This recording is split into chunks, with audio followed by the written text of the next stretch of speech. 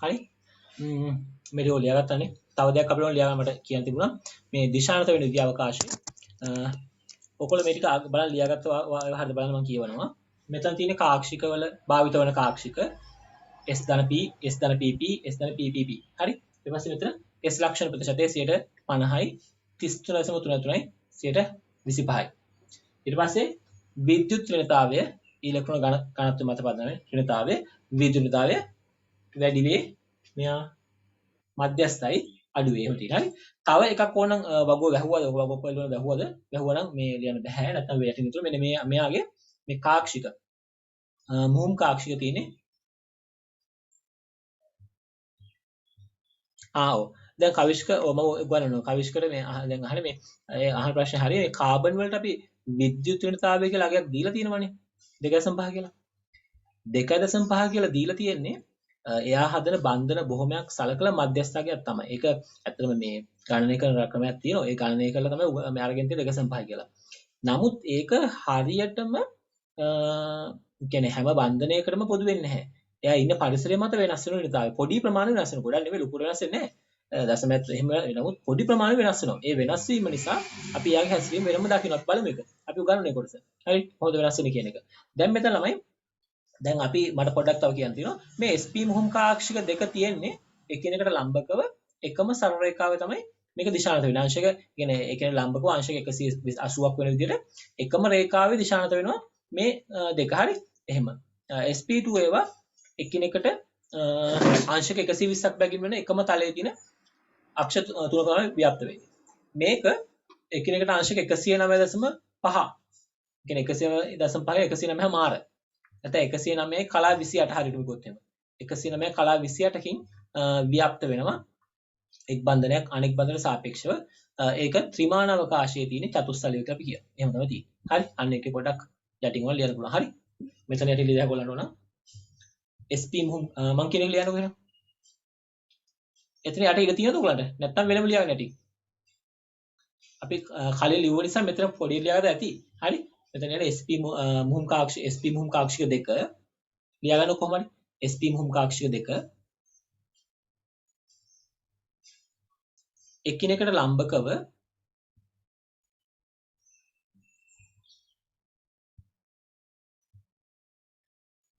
එකිනෙක අතර කෝණය එකිනෙක අතර අංශක 180ක කෝණයකින්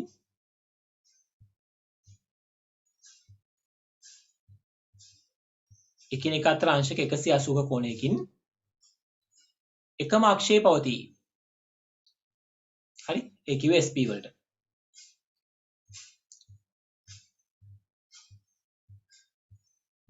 ඊට පස්සේ SP2 ගාව යටින් ලියා ගන්න නැත්නම් වෙනම ලියා ගන්න කමක් නැහැ. යන ඊළඟට SP2 මුහුම් කාක්ෂික 3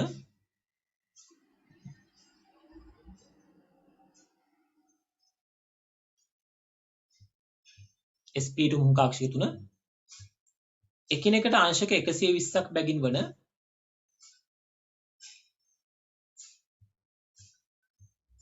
එකිනෙකට අංශක 120ක් බැගින් වන අක්ෂ තුනක එකම තලයේ පවතී. අක්ෂ තුනක එකම තලයේ පවතී.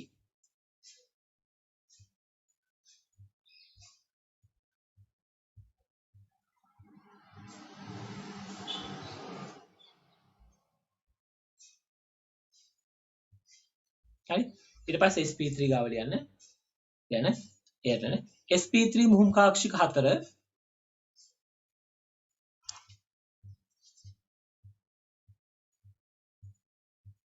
SP3 මුහුම් කාක්ෂික 4 එකිනෙකට අංශක 109.5 එකිනෙකට අංශක 109.5 වරහන් තුල අංශක 109 කලා 28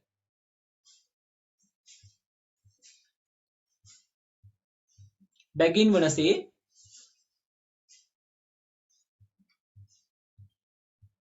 චතුස්තලීයව පවතී. චතුස්තලීයව පවතී.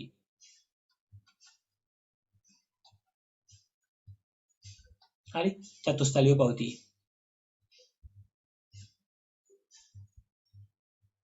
එහෙම තමයි මේ කාක්ෂික හතර තියෙන. හරි බලමු. දැන් අපිට මේකට අදාළව අපිට ওই විවිධ අණු වර්ග තියෙනවා. අපි ඒවෙදි සලකලා බලමු කොහොමද මේ තියෙන්නේ කියන එක. උදාහරණ. හරි ඔච්චරයි මේ ගැන කතා කරන්නේ.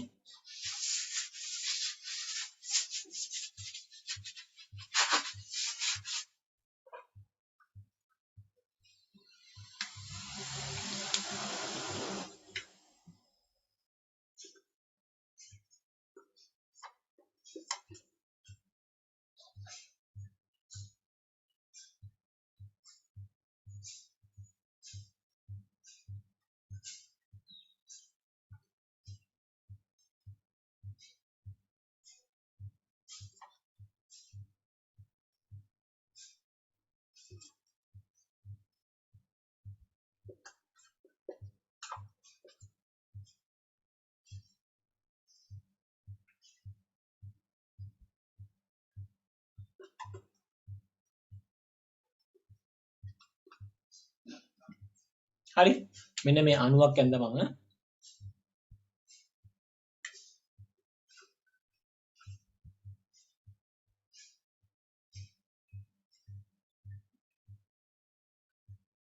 හරි මම අණුවක් ඇඳ ළමයි මේ අණුවේ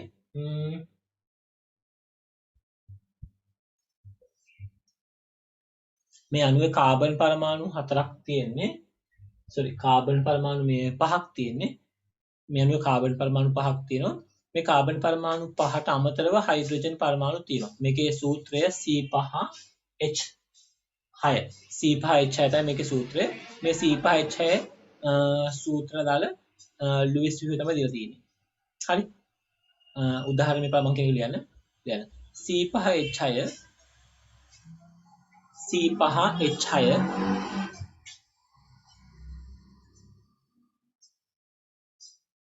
අණුවේ ලුයිස් ව්‍යුහය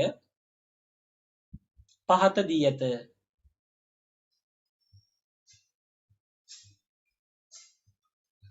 C5H6 අණුවේ ලුයිස් ව්‍යුහය පහත දී ඇත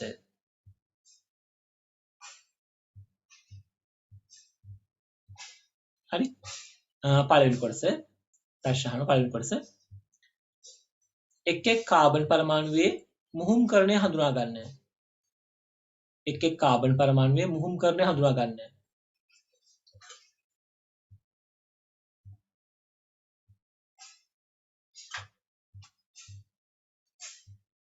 හරි. දෙවෙනි එක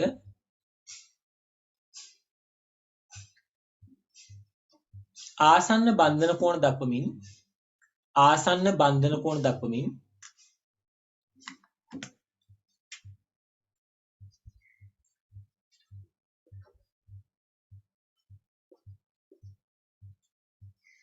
ආසන්න බන්ධන කෝණ දක්වමින් අණුවේ හැඩය දල සටහන් කරන්න.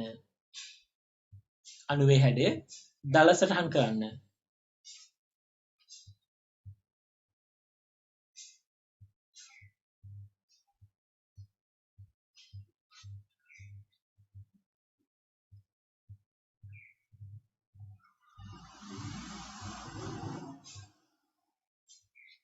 තුන්වෙනි කොටස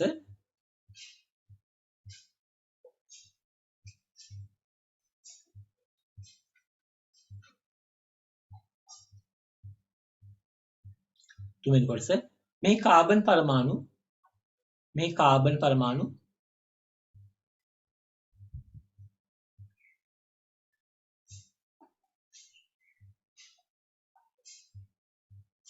සියල්ල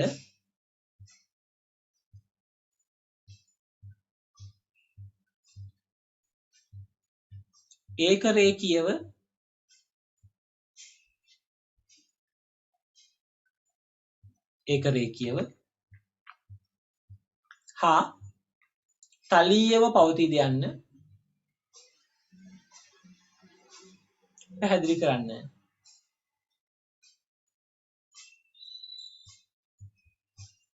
ඒකරේඛීයව හා තලීයව පවතීද යන්න පැහැදිලි කරන්න. හරි. ඊට පස්සේ හතරවෙනි කොටස මෙම අණුවේ කාබන් බන්ධන දිග කාබන් බන්ධන දිග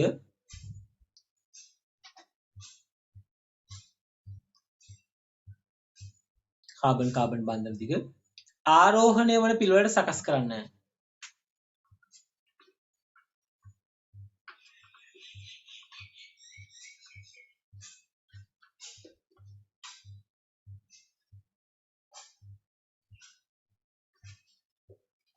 හරි කාබන් කාබන් බන්ධන කියන මේක එකක් මේක දෙක තුන හතර තියෙනවනේ මේවා C1 C2 අතර C2 C3 C3 C4 සහ C4 C5 මේවෙන් දිගම බන්ධනය කවුද දිග අඩුම කවුද මුලින්ම ලියන දිග අඩුම කෙනා හරි දිග අඩුම කෙනා ඊට පස්සේ ඊළඟ කෙනා ඒ විදිහට පිළිවෙලට සකස් කරන මේ ටික ලියා ගන්න හරි මේවා හතුල යන C1 C2 C1 ඉරක් C2 කමා C2 ඉරක් C3 කමා C3 ඉරක් C4 කමා C4 ඉරක් C5 වරහන් භාග ගන්න හරි ඒ ටික ගන්න ඊළඟට පස්වෙනි කොටස පහත දක්වා ඇති CH බන්ධනවල දිග CH බන්ධනවල දිග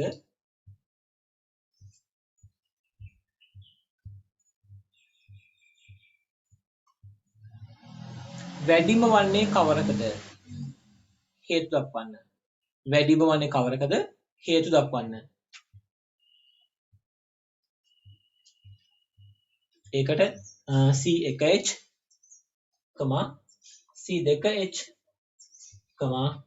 C5H හරි එහෙම කාබන් හයිඩ්‍රජන් බන්ධන මම තුනක් ගත්තා C1H බන්ධනය C2H බන්ධනයක් එක්කෝ C5H බන්ධනයක් ඔය බන්ධන තුනෙන් කවුද දිග වැඩිම කෙනා කියලා අහන්නේ හරි අඩුම කෙනා වැඩිම කෙනානේ එහෙම හරි ඒක බලන්න පොඩ්ඩක්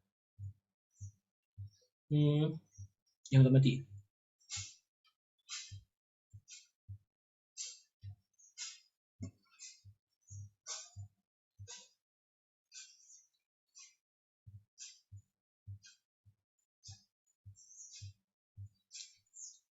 හරිද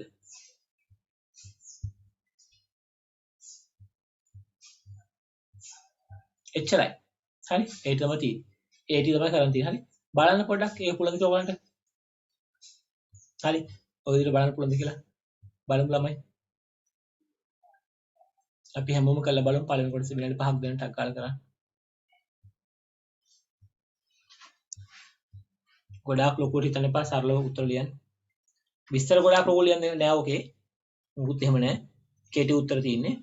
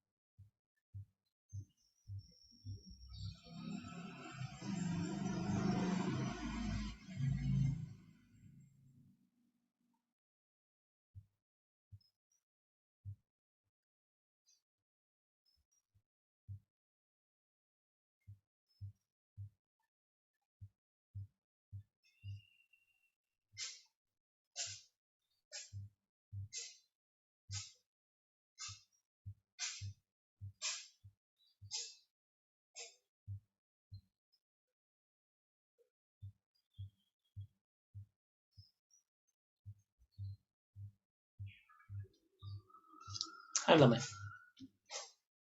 දැන් පළවෙනි එක අපි කිව්වේ මේකේ මේ මුහුම්කරණය. අපි දන්නවා මේ පළවෙනි මේ පරමාණු ටික බැලුවොත් එම මේ කාබන් එක C1 C2 එහෙමනේ පරමාණු තියෙන ළමයි.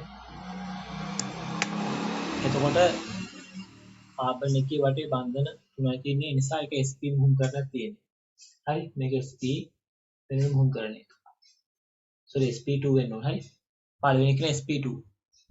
දෙවෙනි එක කියනත් sp2. තුන්වෙනි එක කියන sp මුහුම්කරණයක්. හතරත් sp. පස්වෙනි එක කියන sp3 මුහුම්කරණයක්. ඒ නිසා මුහුම්කරණ ඔහොම වෙනවා. හරි එක මාක් කරගන්න. මොකද මුහුම්කරණ sp2 sp2 sp sp ඊට පස්සේ sp3. ඔය දෙක මුහුම්කරණ තියෙන ළමයි. හරි ඔය ටික ලියා ගන්න. ඊට පස්සේ හැඩය දලසරහන් කරනකොත් මේ අපිට හැඩය අඳින්න එපයි. හැඩය අඳිනකොට ළමයි මේ මුහුම්කරණයේ ඔස්සේ අපිට හැඩය ගන්න පුළුවන්. ඔයගොල්ලන්ට කැමැත්තකින් පටන් ගන්න පුළුවන් ඕන. මේ බලන්න. මට ලේසි මේ sp මුහුම්කරණ දෙකෙන් පටන් ගත්තා. මොකද sp එක රේඛීයයිනේ. දැන් හිතන්නකෝ මම C3 පටන් ගත්තා කියලා. C3 කාබන් පරමාණුව ඇඳුත් තමයි ඒ කාබන් පරමාණුවට දෙපැත්තෙන් ගානට එකම රේඛාවේ තමයි බන්ධන දෙක තියෙන්න ඕනේ. මොකද රේඛීයයිනේ. කාක්ෂික දෙක එහෙම තියෙන්නේ. ඒ හින්දා C4ත් ඔය රේඛාවෙම තියෙන්න ඕනේ. C4 තියෙන බන්ධන දෙකත් ගානට දෙපැත්තට රේඛීයව තියෙන්න ඕනේ. කොහොම තමයි බන්ධන දෙක තියෙන්නේ C3 සහ C4. එතකොට C5ත් ළමයි රේඛීයව පිහිටන්න වෙනවා ඒකට අනුව. හරි C5ත් රේඛීයව පිහිටනවා ඒ කියන කරුණට අනුව. දැන් ඊළඟ දේ තමයි මේ පැත්ත. ආපස්සට එන්නකෝ. C3 කියන ඒවා දැන් මේ sp මුහුම්කරණයෙන් පටන් ගත්තාම තියෙන වාසිය. sp මුහුම්කරණයෙන් පටන් ගත්තාම වාසිය ඔක තමයි. ඒ දෙක රේඛීයයි. එතකොට ඊට දෙපැත්තෙන් ඉන්නේවත් රේඛීය නිසා මේ පැත්තේ C5ත් ඒ රේඛාවෙම තියෙන මේ පැත්තේ C2ත් එම රේඛාවෙම ඉන්නවා. හරි ඔන්න රේඛාවෙ ඉන්නවා. ඊට පස්සේ C2කට තියෙන sp2 මුහුම්කර මේ කාක්ෂිකනේ. C2 sp2 නම් දැන් මොකද වෙන්නේ? දැන් මේ එක sp2 බන්ධනයක් තමයි මේ තියෙන්නේ. එහෙනම් ඉතිරි එක අංශක 120කින් ඉතිරි එකත් අංශක 120කින් ඔය විදියට මේක අංශක 120 බැගින් වෙච්ච කාක්ෂික තව දෙකකට බෙදෙනවා. දැන් එහෙනම් එකක් මෙයාගේ තියෙන හයිඩ්‍රජන් පරමාණුවක්නේ. අනික තව කාබන් පරමාණුවක් C1 පරමාණුව. ඔන්න ඔය විදියට තමයි තියෙන්නේ. හැබැයි මේ ඔක්කොම එකම තලයේ දැන් තියෙන තාම. හරි ළමයි ඊට පස්සේ මොකද වෙන්නේ? ඕනම හයිඩ්‍රජන් පරමාණු මෙතින් අදින්න පුළුවන් වුණා. මෙතන හයිඩ්‍රජන් ඇඳලා මෙතනට ඕන ගත හැකි කාබන් එක ඒත් ප්‍රශ්න නෑ. එහෙම ගන්න පුළුවන්. ඔක පේන්න ඕම ගත්තා. කැමති විදියක්. කොහොම හරි මේ පරමාණු ටික එකම තලයක තියෙනවා. රූපේ ලස්සන නැත්නම් හැකි. මොකද මේක තලිය ත්‍රිකෝණාකාරයි මේවා ඒක රේඛීය නිසා ඔක්කොම ටික එහෙම ගත්ත හැකි. තේරෙනවද? ඊට පස්සේ C1ට ගාව ගියන් පස්සේ C1 එයාගෙත් තව කාක්ෂික දෙකක් තියෙනවානේ. එක කාක්ෂිකයක් කොහොමද තියෙන්නේ? මේ පැත්තට අංශක 120යි. හරි 120 අනිත් පැත්තට 120යි කියන හයිඩ්‍රජන් පරමාණු දෙක ඔන්න ඔය විදිහට තමයි තියෙන්නේ. හරි. කොහොම හයිඩ්‍රජන් පරමාණු තියෙන්නේ. ඊළඟට තව කොහොමද? දැන් C5 කොහොමද තියෙන්නේ? C5ට ඒවනම් අංශක 195යි. මේක හයිඩ්‍රජන් පරමාණුවක්. අනිත් එක මෙහෙම තියෙනවා. අනිත් එක මෙහෙම තියෙනවා. ඔය විදිහට ඒවා නම් විමාන අවකාශය දක්වන්න අමාරුයි. 195 ලියන්න එච්චරයි. ඒවට. හරි. මෙන්න මෙතන කෝණය අංශක 180යි. sorry. මේ අතර කෝණ අංශක 180යි. හොඳේ. මේකත් 180යි. මේ අතර කෝණ අංශක 120යි. හරි. මේවත් 120යි. ඒ විදිහට කෝණ මාක් කරන අවශ්‍ය තැන්වල සුදුසු තැන්වල කෝණ මාක් කරන හරි එච්චරයි. ඔන්න ඔක තමයි සැකිල්ල. මෙන්න මෙතන පොඩි ප්‍රශ්නයක් කරලා මේ ත්‍රිමාණු මේක අඳිනකොට මේ ත්‍රිමාණු මේක අඳින අමාරුයි මේ C5 ගාව තියෙන හයිඩ්‍රජන් පරමාණු ටික මේ එකක් විතරයි හයිඩ්‍රජන් රේඛීය වන අනිත් ටික ඇතුලෙන් සහ පිටින් අඳින ඒක අඳුරට ත්‍රිමාණව ගානට අඳින්න බැරි වෙන පොඩ ඒක ගැටලුවක් නැහැ. බන්ධන කෝණේ දාතුන හරි. අංශක ගාන හරියට දැම්මම ප්‍රමාණවත්. ඒක තමයි වෙන්න ඕන ළමයි. ඕක තමයි තියෙන්නේ. මෙන්න මේ සරහන් තමයි හැඩය දක්වන සරහන වෙන්නේ. මේකේ ත්‍රිත්ව බන්ධන ද්විත්ව බන්ධන දාන උමනාවක් නැහැ. ඒකෙම තියන්න. හරි. දැන් මේකේ තියෙන කාබන් පරමාණු C1 C2 අපිට පේන මේ අතර අංශක 120ක් තියෙනවා. C1 C2 සහ C3 අතර අංශක 120යි. ඒ නිසා මේක ඒක රේඛීය වෙන්නේ නැහැ. හරි. අපි එනවා C1 C2 C3 කෝණය අංශක 120ක්. බැවින් ඒක රේඛීය නොවේ. හරි කාබන් පරමාණු සියල්ලම ඒක රේඛීය වෙන්නේ නැහැ. මොකද ඒක රේඛීය වෙන්නේ මෙන්න මේ carbon පරමාණු හතරද C2 C3 C4 C5 කියන රේඛීයයි. නමුත් මේ C1 C2 C3 අතර අංශක 120 කෝණයක් තියෙන නිසා ඒක රේඛීය වෙන්න බෑ. හරි ඒක අපි තේරුම් ගත්තා. ඊළඟට මේ කාබන් පරමාණු ටික එකම තලයේ තියෙනවා. හරි එකම තලයේ ත්‍රිමාන අවකාශයේ නෙවෙයි මේ කාබන් පරමාණු සියල්ල අපි ලියන C1 C2 C3 C4 C5 සියල්ල එකම තලයේ පවතී. ඒක එතන ලියා ගන්න. හරි හරි එකම තලයේ පවතිනවා. ඒක කිසි ගැටලුවක් නැහැ එතන. එකම තලයේ පවතින හේතුවක් ඒක නෑ ළමයි. එහෙම කියන්න ඕනේ නැහැ. ඊළඟට අපි දැන් ඒ ටික කරා. ඊට පස්සේ මොකක්ද තියෙන්නේ අපිට? බන්ධන දිග. බන්ධන දිග ගත්තොත් එහෙම දැන් සාමාන්‍යයෙන් බන්ධන දිග ගන්නකොට මේ පළවෙනි තමයි ත්‍රිත්ව බන්ධන කියනවා කොටයි. හරි මෙන්න මේක තමයි කොටම බන්ධනය. ඒකට මුහුම් කරන හොයන්න එපා. ඒ නිසා කෙටිම බන්ධනය ඉන්නේ C3 C4. හරි කොටම බන්ධනය C3 C4. ඊට පස්සේ දිග වැඩි වෙන්නේ ද්විත්ව බන්ධනය. C2 C1 නැත්නම් C1 C2. හරි ත්‍රිත්ව බන්ධනය කොටයි ද්විත්ව බන්ධනය ටිකක් දිගයි. දැන් තනි බන්ධන දෙකක් තියෙනවනේ. තනි බන්ධන දෙකක් තියෙනකොට ඒ බන්ධන දෙකෙන් දිග වැඩි වෙන්නේ sp3 මුහුම් කාක්ෂික සහිත කාබන් පරමාණුට බන්ධනය. කියන්නේ මෙන්න මෙයා තමයි C5 සම්බන්ධ එක තමයි ඒ කාක්ෂික බන්ධම දිග වැඩි වෙන්නේ අඩු එකනේ මෙයා. මේක sp2 සහ sp සම්බන්ධ නිසා එයාගේ දිග අඩු. ඒ නිසා මෙතනට ඊට පස්සේ වැඩි වෙන්නේ C2 C3 වැඩිම තියෙන්නේ C4 C5. හරි ඒක තමයි බන්ධන දිග සම්බන්ධ වෙන විදිය. හරිද?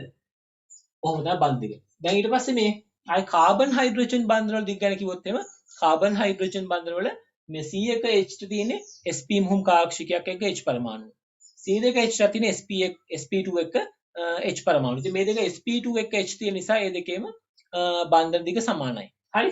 ඊට පස්සේ C5H කියලා ගත්තොත් මේක sp3 එක සම්බන්ධයෙන් දිග වැඩි නිසා මෙහෙම එන්නේ. C1H සමානයි C2H. ඊට වඩා විශාලයි C5H කියලා අපිට ගත හැකියි. හරි? හේතුව ඒ කාබන් පරමාණු මුහුම් කරණය sp2 හා අන්තිම කියන sp3 වීම. ඒක තමයි හේතුව. හරි ඔය තමයි තියෙන්නේ. ඔච්චරනේ ප්‍රශ්න දින එකේ. අවිෂ්ක ඔච්චරද ප්‍රශ්න දින හරිද ටික? හරි. මේකේ මේ කොහොමද බන්ධන මේ ටික කරගන්න ඕගොල්ලෝ?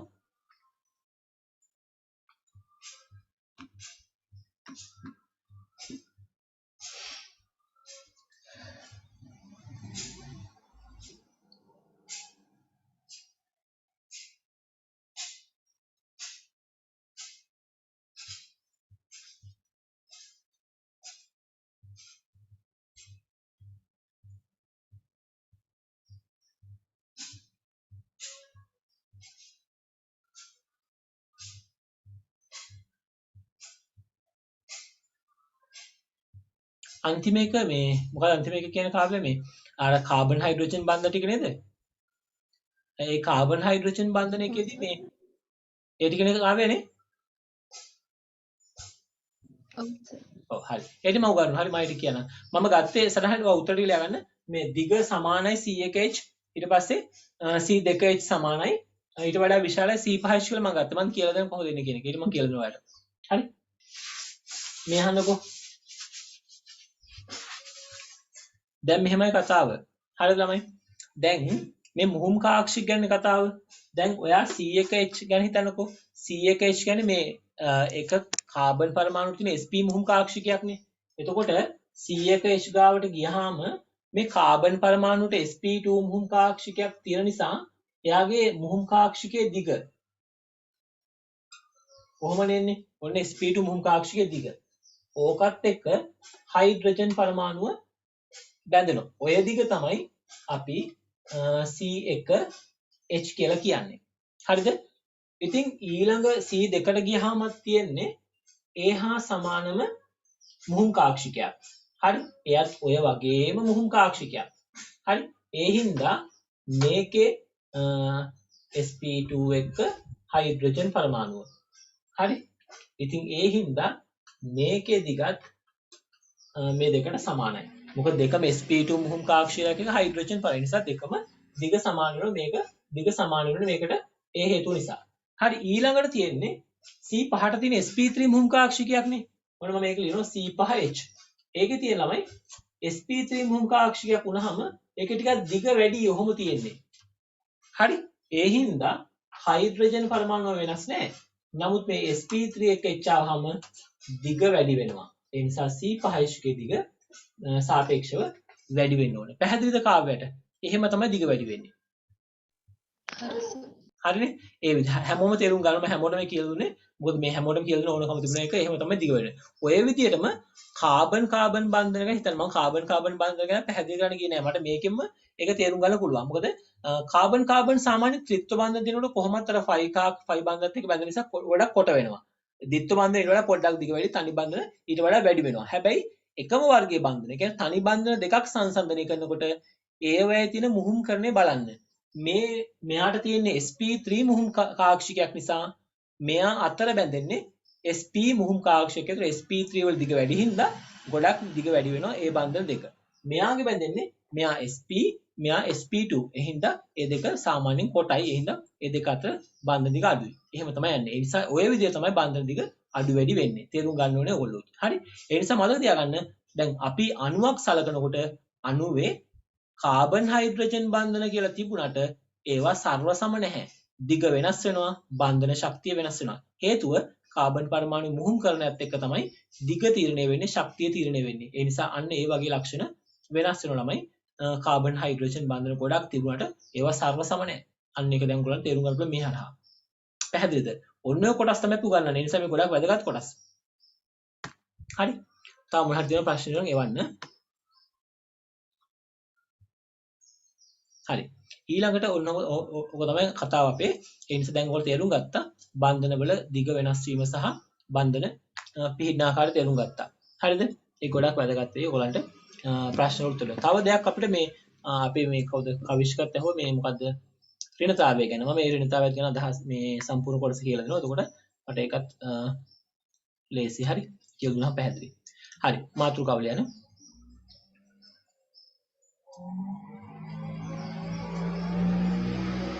අනුමාත්‍රිකාව ලියන්න.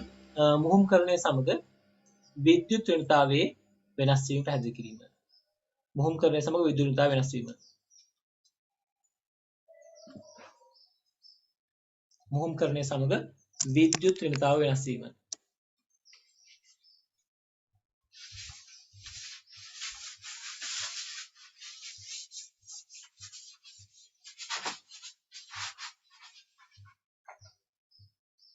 හරි. එයාත් ලියන්න. විද්‍යුත් ඍණතාව සඳහා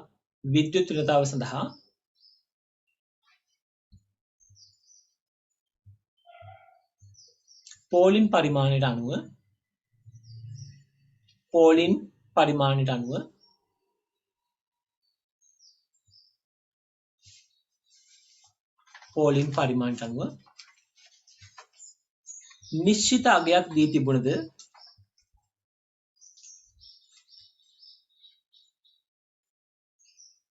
නිශ්චිත අගයක් දී තිබුණද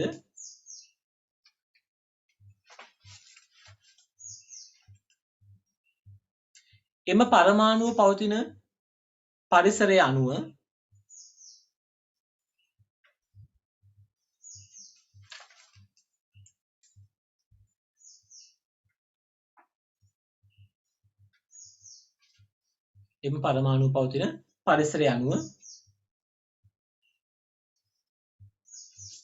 විද්‍යුත් ඍණතාවය වෙනස් වේ.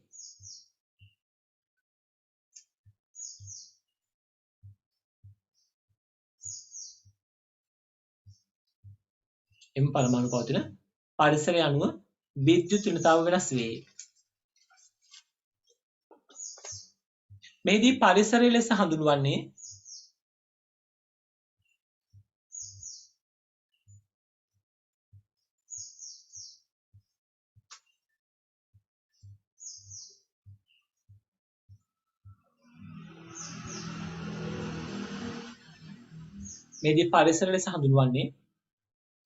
පළවෙනි එක මුහුම්කරණය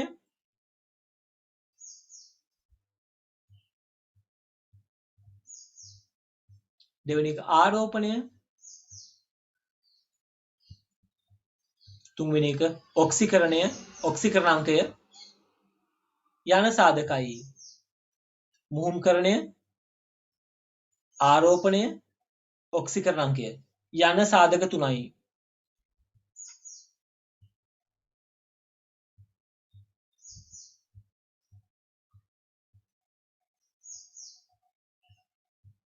යන සාධක තුනයි.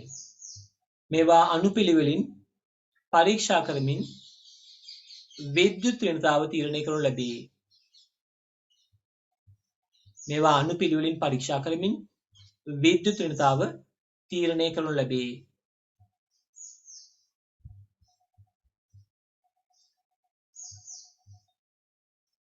හරි? තීරණය කරනු ලැබේ.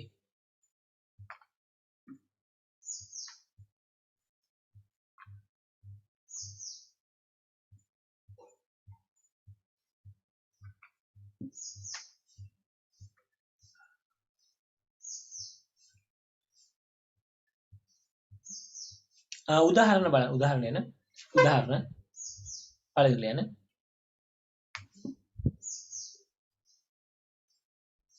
පළවෙනි උදාහරණය.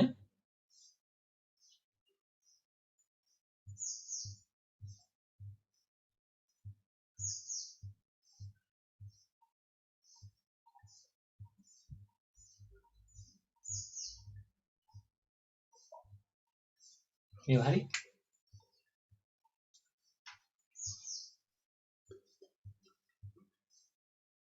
NH3 ammonia,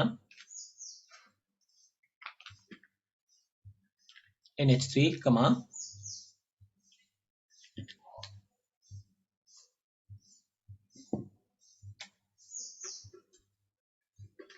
HCN හා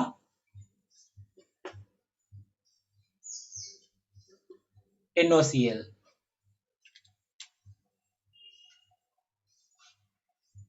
යන ප්‍රභේදවල නයිට්‍රජන් පරමාණුවේ N පරමාණුවේ ඔක්සිකරණාංකය වැඩි වන පිළිවෙල N පරමාණුවේ විද්‍යුත් ඍණතාව වැඩි වන පිළිවෙලට සකස් කරන්න.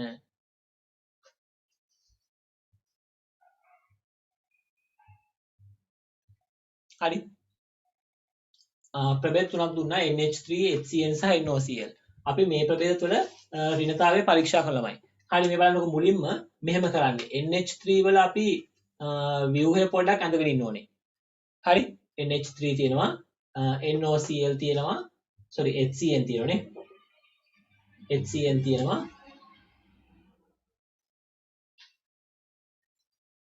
මම මෙහෙම ගන්නම්කෝ.